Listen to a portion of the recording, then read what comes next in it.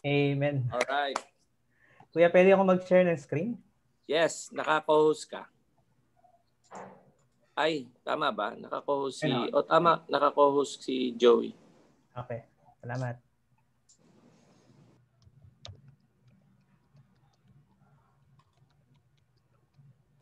Welcome pala natin si Michael. Welcome, Michael. First time niya ngayon. Welcome, Mike.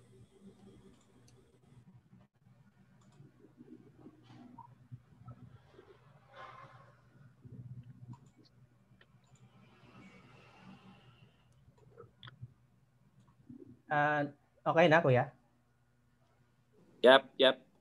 Okay.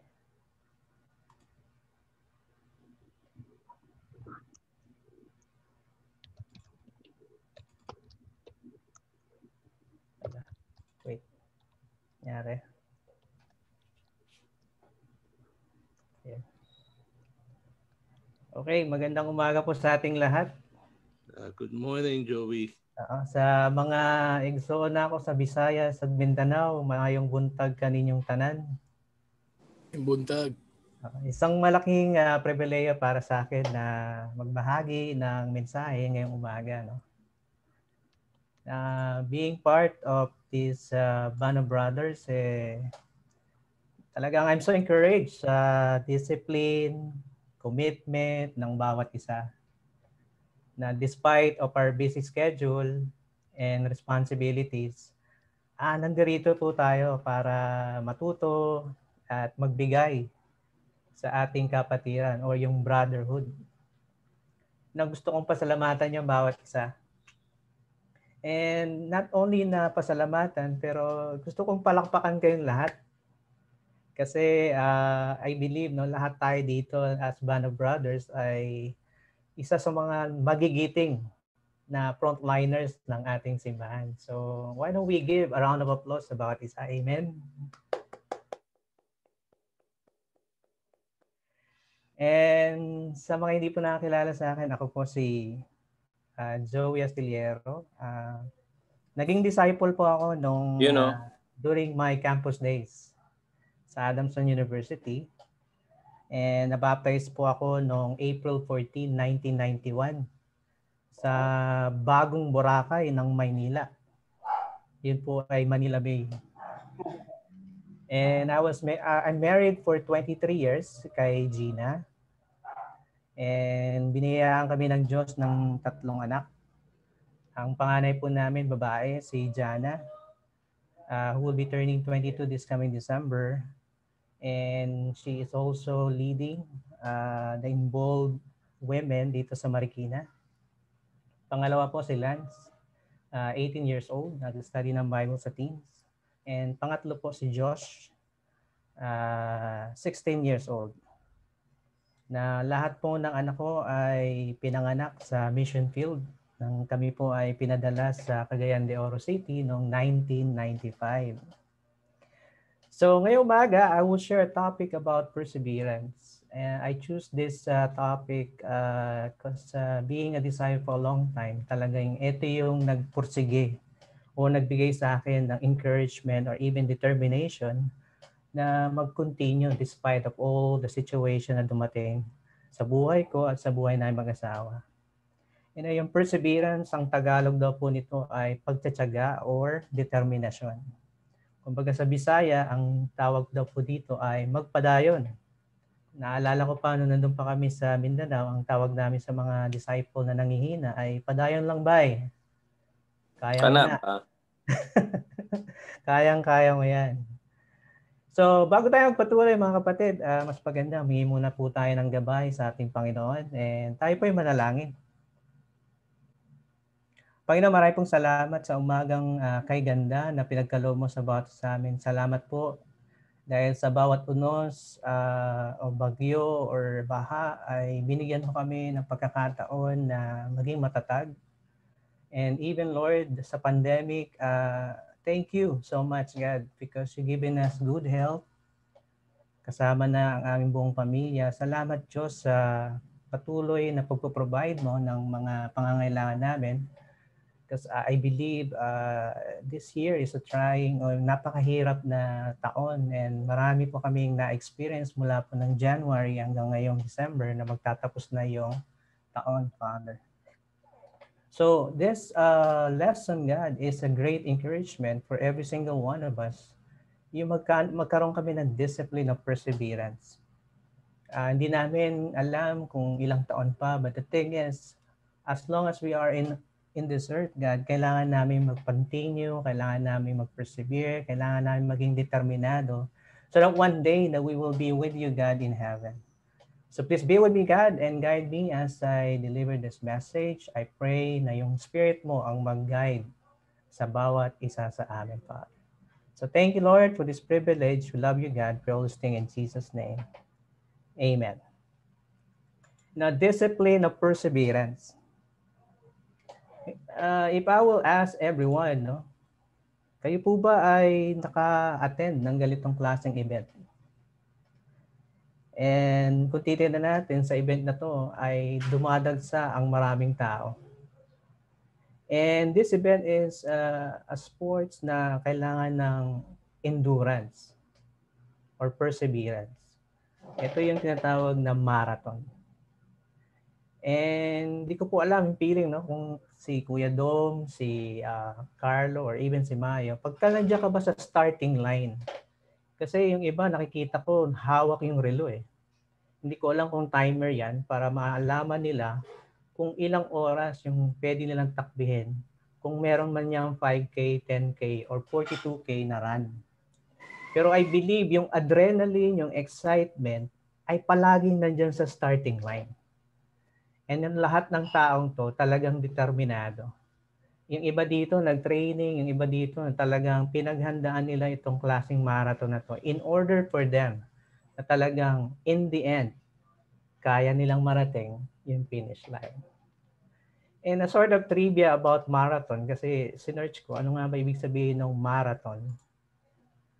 Ito raw, marathon is a long distance race with an official distance of 42.195 kilometers. Kumbaga, 26 miles and 385 yards. And usually run as a road race. And the event was instituted in commemoration of a fabled run of a Greek soldier. Ang pangalan niya po ay si Philippides. Siya po ay isang mensahero o messenger from the Battle of Marathon to Athens, who reported the victory. Meaning, by barefoot, tumakbo siya sa daan na yon, papuntang Athens, in order to report na nanalo sila sa Persian Empire. So, marathon can be completed by running or a combination of running and walking strategy. And later on, as nag-innovate ang marathon, meron na rin also wheelchair division. Hindi ko po alam kung paano yun, pero the thing is, siguro merong maalalay sa kanila in order for it na makasama sila sa marathon na nasa wheelchair. You know, kung titingnan natin mga kapatid, from the book ni Discipline of a Godly Man by R. Kent Hughes, meron siyang 4 succeeding commands para ma-achieve daw yung discipline of perseverance. So ito yung 4 na bagay na kung saan tatalakayin natin ngayong umaga. Ano po ba itong 4 na to? This is also the key points for this topic. Una, divest. Pangalawang, run. Pangatlo, focus. And pang-4, consider.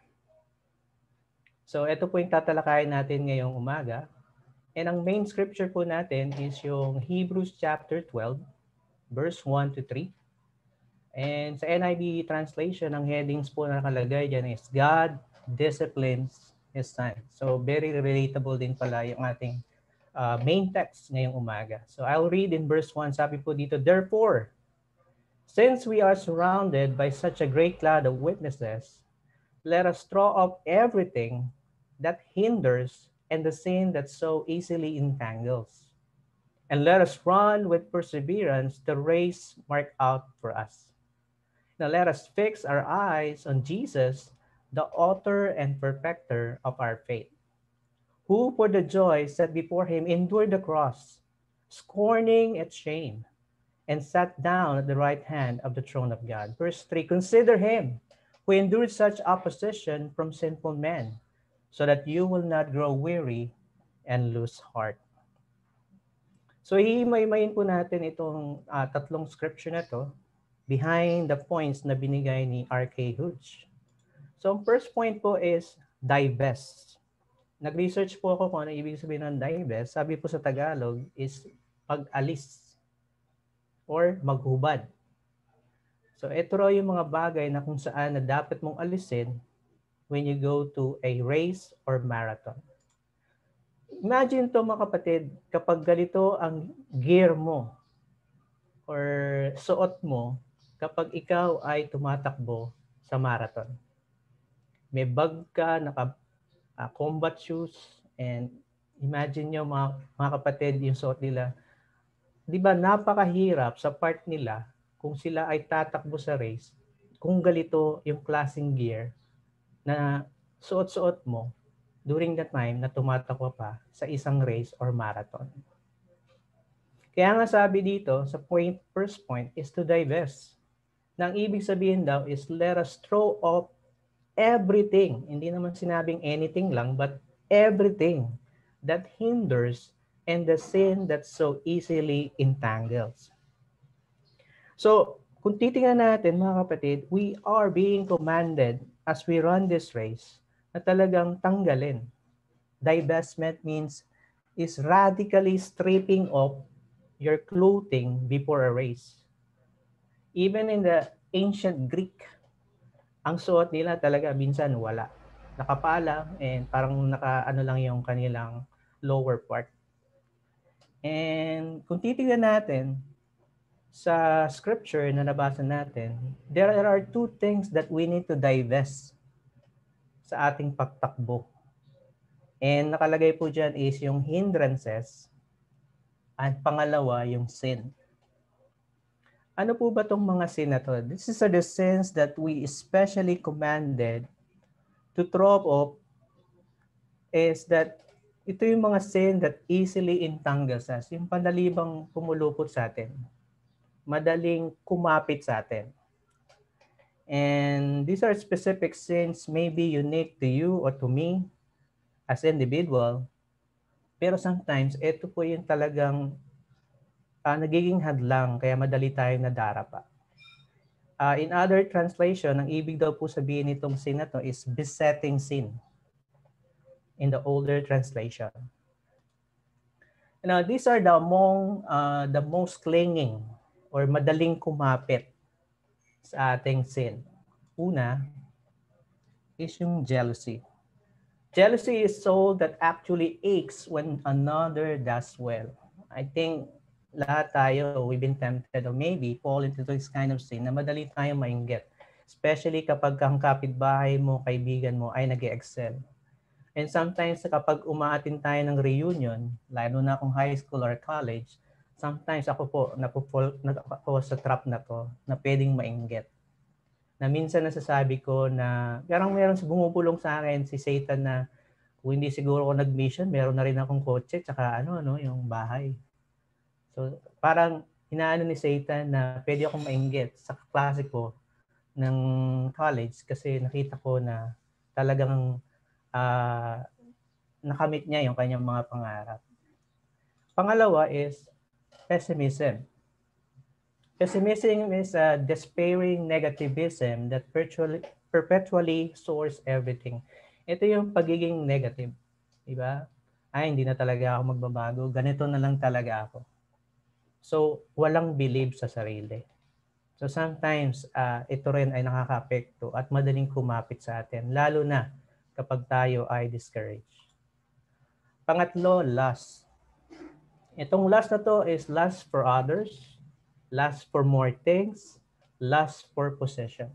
Ito yung binabagit dun sa 1 John na kung saan ito yung mga allure or yung binibigay ni Satan in order for you na mawala yung relationship mo kay God. Pang-apat is pride. the self-absorbed sin that plants you in the center of all things. And ito rin po isa sa mga weakness ko, yung pride. Lalo na kung matagal ka na or your experience and everything, ito rin yung minsan na nagiging downfall ko as a disciple of Jesus Christ. And lastly, lima is anger.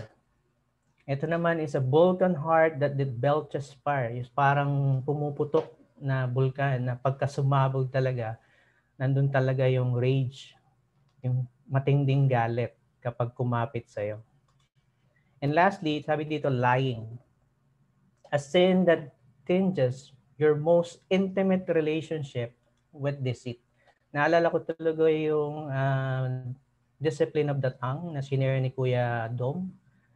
Ibang klase talaga yung tongue natin, especially in terms of lying, na it can even destroy a lot or yung malalaking relationship. Now, these besetting sins are the sin that attracts and hold us with the promise of pleasure, including even some pleasures that bring no happiness or enjoyment, but only disappointment and more despair. Ibig sabihin, short-term happiness. Later on, hindi ka rin talaga magiging masaya. So sometimes, ito yung akala natin a way in order for it na maging masaya. Pero later on, hindi ka talaga tunay na magiging masaya. So the scripture commands us for extreme action. Sabi niya, if we want to finish well in our faith, we must strip our soul naked of everything that hinders and the sin that so easily entangles us. Sabi nga ni R.K. Hughes,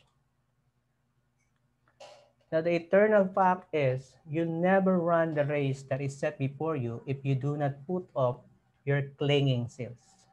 So kung hindi raw natin talaga aalisin tong besetting sin o madaling kumapit sa atin, madadapa tayo at mahihirapan tayong tumakbo.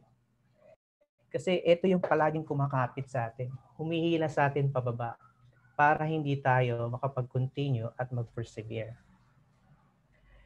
Maybe hindi ito yung nag-entangle sa atin. The author also speaks something na a question na ano ba talaga yung tunay na naghihinder sa atin? Kung hindi man to sin, sabi niya, it might be something that is good. Good for others, but bad for you. Ano daw tong ibig sabihin niya? It might be the place, a habit, a pleasure, a hobby, an event, or even an entertainment. Na para madali natin maintindihan, example of this is yung mga places that because of your past sin still lures you downward. Might be, ito yung store na pinupuntahan mo, apartment, or city, or anything that lures you down. Anything daw na kung saan it pulls you down. Tayo noon, nung di pa tayo nakakakilala kay God, when we have the sin study or light and darkness study, meron tayong mga sinabi doon na kung saan ito yung parang nagre-remind sa atin na nagpo-fall tayo ulit sa ganung klaseng weakness.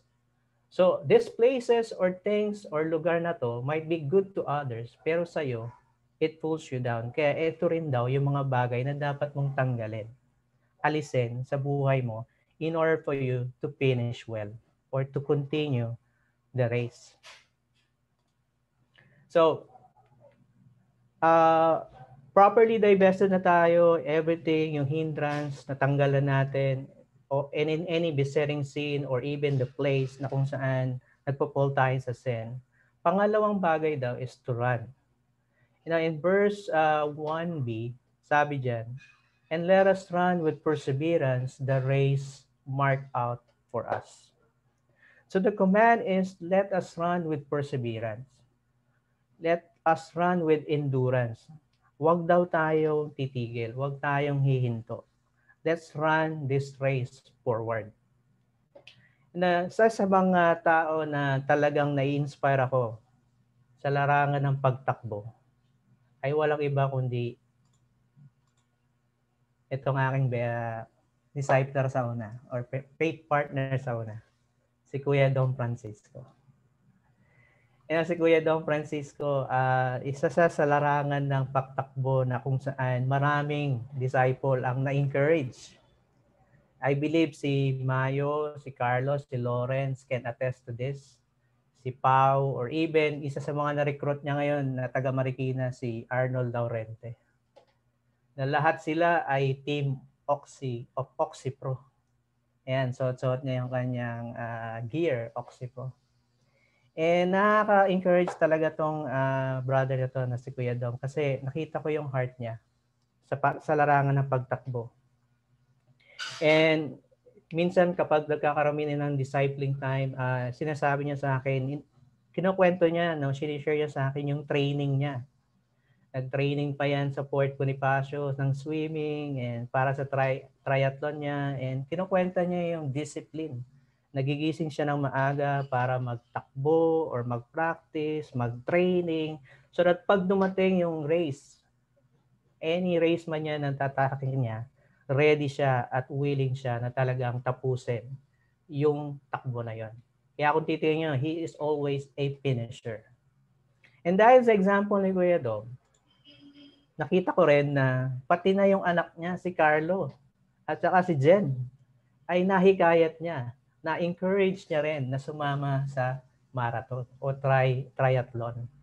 And kung tingnan natin silang tatlo, yung pamilya niya, nakaka-inspire kasi lahat sila finisher, lahat sila may trophy, lahat sila may medal. How I wish na ako, kasama ko yung anak ko na merong ganitong klaseng event na kung saan may medal, may trophy, and meron pang mga goodies na binibigay, and lahat sila ay finisher. And I believe ganun din ang dapat na maging mindset natin sa pagtakbo. Now, perseverance is the key, especially when it's devoted to the real-life spiritual race that is marked out for us. Kasi kung titingnan natin lahat tayo mga kapatid, every one of us has a specific race marked out for all of us. And every course na meron ng bawat isa sa atin is unique. It is always been determined by God. Maybe yung nakabase yung ating race in terms of our gift, background, responsibilities, age, or even health. And most of all, yung pagkilala natin kay Christ. Now, your race is like no one else. It is marked out for you where you are, whether you are a student, single, or married. And some race might be straight, some might be yung uphill, some might be flat, some a hiking path. No, they are not equal because some races are long, but some are longer. But the glory is each of us, with no exemption, can finish the race marked out for us. Ibig sabihin mga kapatid, lahat tayo can be like Kuya Dom, a finisher. Now, I might not be able to run your course and you may find mine impossible, but I can finish my race at alam ko, bawat isa sa atin dito can finish that race. And I believe, kagaya nung shinare last Sunday, yung finish strong with 2 points. And nakita ko doon na lahat tayo, o nga, lahat tayo, kaya natin Basta wag lang tayong mag-give up. Kaya nating matapos yung takbo na to kasi alam natin na nandyan si God na nag-aantay sa finish line upang i-congratulate tayo at encourage tayo at sasabihin niyang, well done, good and faithful servant. Mga kapatid, even si Paul, kung titinan natin, yung heart niya sa 2 Timothy chapter 4 verse 7, na during the course of his life being a servant of God, nasabi niya, I have fought the good fight. I have finished the race. I have kept the faith. Kung consider natin yung buhay ni Paul, marami siyang pinagdaanan. Mahirap, there are times na talagang merong masaya, pero kung titingnan natin, sabi niya, with confidence, sinabi niya, I have fought the good fight. I have finished the race, and I have kept the faith. And if this words comes out from Paul, I believe this is also the words that we need to have in our hearts as a conviction in order for us to finish our own race. And sabi nga ng author, ni Arket Hughes, perseverance has nothing to do with giftedness, but everything to do with your heart. Totoo nga naman, hindi naman to gift talaga na meron ka na kaagad. It always comes from your heart. Sa puso natin. How determined we are to finish this kind of race. Are we doing this with all of our hearts so that at the end, we can be with God? Sabi nga, biblical perseverance that refuses to be defeated can always overcome obstacles and delay, and it's not stopped by discouragement or within opposition that will be against us. So in the course of time, I believe kaya natin whatever is the thing na pwedeng nating marating. Even in my life, alam ko, being a disciple na hindi ganun kadali. There are times na na-test talaga yung faith ko. There are times na kung saan na talagang pwede na akong sabihin ko na I can give up. Especially when I was in the mission. Nandyan yung mawalan ka ng trabaho, mawalan ka ng pera, mawalan ka ng anak, aksidente, and matreat ka ng mga tao na hindi mo kilala. And even there are times na tatest yung marriage namin ni Gina, yung family namin. And even the point in time na bumalik kami ng Manila noong 2012, even at this point, nakita ko lang na maraming pagsubok o obstacle na dumating sa buhay ko. Yet, because of perseverance, nakita ko na si God ay nandun palagi sa akin. And I believe hindi lang po sa akin, kundi sa bawat sa atin, alam ko, kaya natin to. Now, third point, focus. In Hebrews chapter 12, verse 2a, sabi doon, let us fix our eyes on Jesus, the author and perfecter of our faith. So, in this verse, sinasabi raw, make Jesus your focus. Kasi pag hindi mo naging focus si Jesus, mahihirapan din tayong tumakbo at marating yung finish line. You know, the author always says, sabi dito na focus on Jesus. You know, the writer is very intentional in commanding us to focus on Jesus rather than using his title as Christ or Jesus Christ. Sabi niya, we are to focus on Jesus, the incarnate Son of God, as he lived as a man here on earth.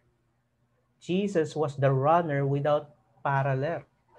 Every obstacle was thrown in his way, but he never stumbled once. Ang maganda pa ng mga kapatid, he finished strong. Diba? Incarnate Son of God who lived as a man. Kasi si Jesus, kung titignan natin, he became like us. Yet, kung titignan natin, isa siya sa mga runner na talagang ibang klase. Whatever yung dumating sa buhay niya, even the cross, hindi siya nag-stumble. And he finished strong kay God. Not only that, sinabi rin ng author, he became the author and perfecter of our faith. His example, makita natin na he pioneered yung faith na sinasabi. Never was a millisecond that he did not trust the Father, resting everything in him. Kung titingnan natin si Jesus, yung trust niya kay God ay nandun palagi. Sabi niya nga, every word that came from the mouth of God ay palaging nandun kay Jesus. Even when he was tempted by the devil, after 40 days and 40 nights siya na nag-fast. Sinabi sa Matthew 4 verse 4, man shall not live on bread alone, but every word that comes from the mouth of God. Meaning, hindi niya lang alam, kundi pinamuhay niya rin. Isa sa mga halimbawa na kung saan na ang salita ng Diyos ang kanyang naging sandigan na para matapos niya. Even within this kind of temptation, sinasabi niya palagi, it is written. So kung si Jesus Christ as a man, merong ganong klaseng conviction, I believe lahat tayo as followers of Him must be the same also. And not only sinabi niya na he always have the Word of God sa buhay niya, he also have this gift. Sabi nga niya dito sa Ephesians chapter 2, verse 8 to 9, for it is by grace you have been saved through faith. And this is not from yourself. It is the gift of God, not by work, so that no one can boast. Now, itong gift daw of faith ay binibigay niya rin. Hindi lang sa kanya lang, kundi binibigay niya rin sa ating lahat. And sabi nga dyan this is not for yourself, it is the gift of God. Ito yung nagbibigay sa atin ng determinasyon in order for it na talagang mag-persevere tayo sa pagiging disciple natin. So since we need faith to run the race, we need to fix our eyes on Jesus, the author and perfecter of our faith. In all Greek daw, ang ibig sabihin daw po ng Hebrews 12 verse 2a is that we must deliberately lift our eyes from other distracting things and focus with utter concentration on Him and continue doing so. I remember nag-share si Ed ata yun, Discipline of the Mind. Itong mga nasa palibot natin, social media, money, relationship, work, travel, and career, loss, sometimes ito yung nagiging hindrances in order for us not to focus on Jesus. But the scripture is challenging every single one of us. Any distracting things that will lose sight of Jesus, ito raw yung mga bagay na dapat po nating alisin. Na nakasentro lang talaga yung ating paningin sa Diyos. And if we need to understand, mga kapatid, those who look away from Christ, yung nawala yung pagtingin nila kay Christ, the end and goal of our race will not finish well. And this also happened exactly for some of our friends, pagkasama natin sa simbahan. They began strong, no? Pero afterwards, their eyes were taken off of Christ. And yung mata nila, they're fixed instead to hardship, challenging time, and some had begun to look elsewhere for answer, and that's the reason why nawala sila. Nakakalungkot lang mga kapatid pag ganun ang nangyari. And we must not lose sight of Jesus. Ito yung ating dapat maging conviction na palagi natin i-fix yung mga mata natin kay Christ. Also focus on His focus. In Hebrews 12 verse 2b, who for the joy that was set before Him endured the cross, despising the shame, and is seated at the right hand of the throne of God. Kung titingnan natin, yung joy daw ni Jesus, talagang ina-aspire niya yun. Pero hindi naging madali ma-aspire yung kanong klaseng joy ni Jesus. Kasi kung titingnan sabi niya, He endured the cross, scorning its shame. Pinagdaanan ni Jesus yung paghihirap, no? Hindi niya nalintana lahat ng pasakit. He was so sold out sa kanyang sinumpang pangako. Nandun yung kanyang full surrender sa kanyang Ama that He needs to die on the cross. And even lunukin niya lahat ng mga paratang or yung shame na ginibigay ng mga tao. Kasi alam niya, in His joy, after this, that He will have that joy to be shared to every single one of us. Kumbaga mga kapatid, Jesus' joy is our joy. Yung baga ko, ano yung na-achieve niya, we are one with Him. Now, where Christ is, all of us, nandun tayo. And sabi niya nga rin po, dito sa Romans chapter 8, verse 17, Now, if we are children, then we are heirs, heirs of God and co-heirs with Christ. If indeed we share in his sufferings, in order that we may also share in his glory. So, si Jesus is always a perfect example in terms of this, na kahit nahirapan siya, yung future glory that awaits on him sitting on the right hand of the Father, ganun din yung kanyang expectation sa ating bilang co-heirs, bilang mga tagapagmana, that one day all of us here will be with him at the right hand of God. Kumbaga, paupuin niya tayo sa kanlungan niya, or maybe we will be on his feet, having great fellowship with him. Yun yung gusto niyang ma-aspire din natin. So kung siya naging focus siya of the future glory, I believe tayo rin po, we can have this kind of glory when we will be with God in heaven. Pang-apat, consider. In verse 3 of chapter 12, sabi na, consider him who endured such opposition from sinners, so that you will not grow weary and lose heart. Yung term daw po na grow weary and lose heart, ito raw po ay sa sports lingo in the ancient world used to describe a runner's exhausted collapse. Ibig sabihin, pag nadapa sila o hindi nila tapos yung finish line, they become weary and they lose heart. Pero sa atin bilang isang disciple, hindi raw dapat ang maging puso natin ay ganito. Kasi sabi niya, consider him. Consider him who endured such opposition from sinners. Sino ba yung mga yon na sinasabi ng Bible? You know, who are the opposition sa life ni Jesus Christ? I think about si Caiaphas, si Herod, si Pilate. Consider that these people na madlang, or these are the people na nagpahirap sa kanya. But Jesus faced them all with confidence, meekness, and strength. And tayo, mga kapatid, whatever we have been, or our athletes or not, hindi man tayo athlete, we have a race to run to his hostile word. Whether we are young or old. Dapat daw natin maintindihan that we are always being surrounded by a great cloud of witnesses. Examples like in Hebrews 11, yung heroes of faith, like sila Abraham, si Isaac, si Jacob, si Moses, si Elijah, si Daniel, and a lot of people. Nakikita natin doon yung itong mga heroes of faith that they finish strong. And this is also needs to inspire us that at the end point of our life, sila rin pwede mag-cheer sa atin as a cloud of witnesses. At sasabihin nila sa atin, you can do it. Mayo, you can do it, Kuya Dom. Don't lose heart. No, TJ, don't lose heart. The end will come before you know it.